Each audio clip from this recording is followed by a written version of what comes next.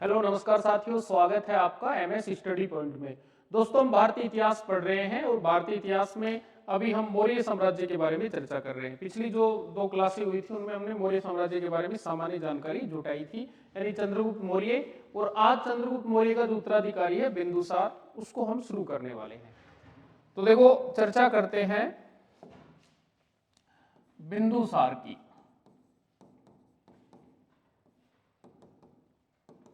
मौर्य वंश में चंद्रगुप्त मौर्य वंश के संस्थापक हुए, उनका उत्तराधिकारी हुआ बिंदुसार। तो बेटा, बिंदुसार की हम बात करते हैं। ये चंद्रगुप्त मौर्य का उत्तराधिकारी था,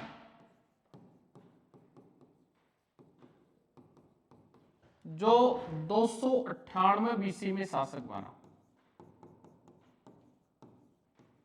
क्योंकि पिछली क्लास में मैंने बताया था कि 298 ईसा पूर्व है चंद्रगुप्त मौर्य ने अपने पुत्र बिंदुसार के पक्ष में शासन त्यागा, और शासन त्यागने के पश्चात उसने सलेखना पूर्वक मृत्यु को प्राप्त कर लिया।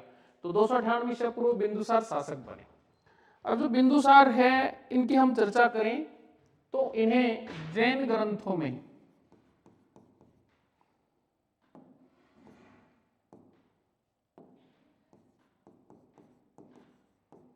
सिंहसेन कहा गया है। जैन ग्रंथों में सिंहसेन किसको कहा गया है बेटा? बिंदुसार को। वायु पुराण में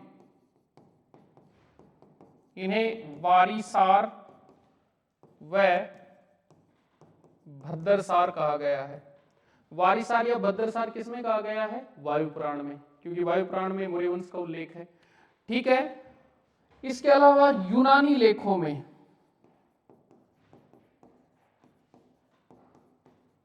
इसे अमित्र घात कहा गया है, और इस अमित्र घात का अर्थ होता है शत्रु विनाशक, शत्रुओं का विनाश करने वाला। ठीक है। और बौद्ध विद्वान जो तारानाथ हुए हैं, उस तारानाथ ने इसको बताया है 16 राज्यों का विजेता। बौद्ध विद्वान तारानाथ ने इन्हें क्या बताया है? 16 राज्यों का विजेता। अब देखो, बिंदुसार के बारे में चर्चा करें। चंद्रगुप्त मौर्य का पुत्र था, यह उसका उत्तराधिकारी था। 298 ईसा पूर्व शासक बना।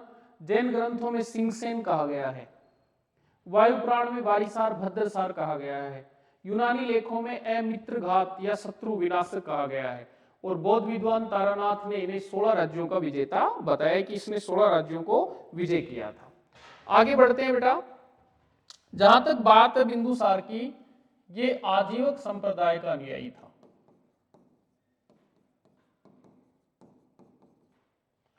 देखो, चंद्रगुप्त मौर्य जैन धर्म के अनुयायी थे और बिंदुसार आजीवक। ये जो आजीवक संप्रदाय है बेटा, ये क्रम की अपेक्षा भाग्य अथवा नियति में विश्वास करता है। आजीवक संप्रदाय कर्म में नहीं विश्वास करता है, कर्म फल में विश्वास नहीं करता है, वो भाग्य अथवा नियति में विश्वास करता है। उसका मानना है कि आदमी के जीवन में जो भी घटित होगा, जो भी होना है, जो भी प्राप्त होना है, जो भी घटना उसके साथ होनी है, वो होके रहेगी। ये उसकी नियति अथवा भाग्य तय करता है, वो उसका कर्म तय नहीं करता है। तो ये भी एक खास बात है, हमें ध्यान रखना है। आजीवक संप्रदाय में विश्वास करता था और आजीवक संप्रदाय का अनुयायी था। आजीवक संप्रदाय कर्म की बजाय भाग्य अथवा नियति में विश्वास करता है। ठीक है बेटा, आगे बात करें तो जो बिंदुसार था, इसके दरबार में सीरिया के शासक एंटीयोकस प्रथम, ध्यान रखना, सीरिया के शासक का क्या नाम था? एंटीयोकस प्रथम ने अपना एक राजदूत भेजा था। जो राजदूत भेजा था उसका नाम था डाइमेकस।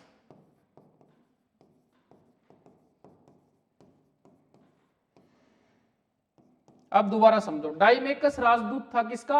एंटीयोकस प्रथम का, जो किसके दरबार में आया था? बिंदुसार के दरबार में। एंटीयोकस कहां का शासक था? तो सीरिया का। इस जो डाइमेकस नामक राजदूत था, इसने बिंदुसार को बताया था कि हमारे सीरिया में 3 चीजें फेमस हैं।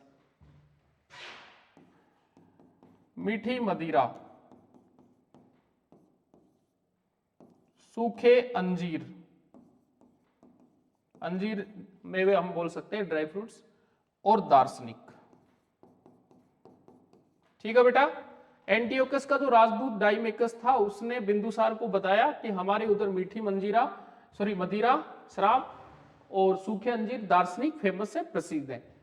तो फिर बिंदुसार ने क्या किया, पत्र व्यवहार किया, किससे, एंटियोकस प्रथम से, और 3 चीज भेजने का अनुरोध किया कि मीठी मदिरा भेजो, सूखे अंजीर भी भेजो, और एक दार्शनिक भी भिजवाओ। बेटा ध्यान रखना, जो एंटियोकस प्रथम थे उन्होंने बिंदुसार के पत्र व्यवहार को सहर्ष स्वीकार किया। प्रथम 2 चीजें भिजवाई। प्रथम 2 चीजों का मतलब मीठी मदिरा और सूखे अंजीर तो भिजवा दिए गए,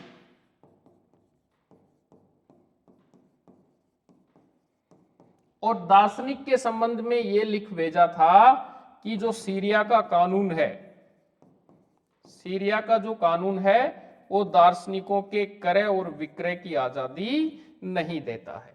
समझ रहे हो? तो 2 चीजें आ गई थी, मीठी मदिरा भी और सूखे अंजीर भी, परंतु दार्शनिक नहीं भेजा गया क्योंकि सीरिया का जो कानून है वो दार्शनिकों के क्रय विक्रय की आजादी नहीं देता है। तो चंद्रगुप्त मौर्य का उत्तराधिकारी बिंदुसार, जिसके बारे में हम चर्चा कर रहे थे, थोड़ा सा बता देता हूं। 298 ईसा पूर्व शासक बना। नामकरण को लेकर प्रश्न आते हैं। जैन ग्रंथ सिंह सेन बोलते हैं, वायु पुराण वारिसार या भद्रसार, यूनानी लेखों में अमित्र गाथ, 16 राज्यों का विजेता तारानाथ बता रहा है इसको। आजीवक संप्रदाय का अनुयायी, ऐसा संप्रदाय जो भाग्य अथवा नियति में विश्वास करता है, क्रम में विश्वास नहीं करता है। एंटियोकस प्रथम से पत्र व्यवहार किया, उसका राजदूत डाइमेकस यहाँ आया, 3 चीजों के बारे में लिख के भेजा, दार्शनिक नहीं भेजा गया क्योंकि दार्शनिक का क्रय विक्रय सीरिया कानून आजादी नहीं देता है। देखो बेटा, जब बिंदुसार की मृत्यु हुई तो मृत्यु के बाद उसका उत्तराधिकारी उसका पुत्र हुआ सम्राट अशोक। काफी इंपॉर्टेंट है, अगर हम पढ़ते हैं मौर्य वंश को तो सम्राट अशोक काफी इंपॉर्टेंट हो जाता है। वो जो सम्राट अशोक है उसके बारे में चर्चा करना बहुत जरूरी है, मौर्य वंश के बारे में। तो आज की क्लास में तो हम केवल बिंदुसार के बारे में चर्चा की है, और अगली जो क्लास होगी उसमें हम सम्राट अशोक के बारे में चर्चा करेंगे। धन्यवाद।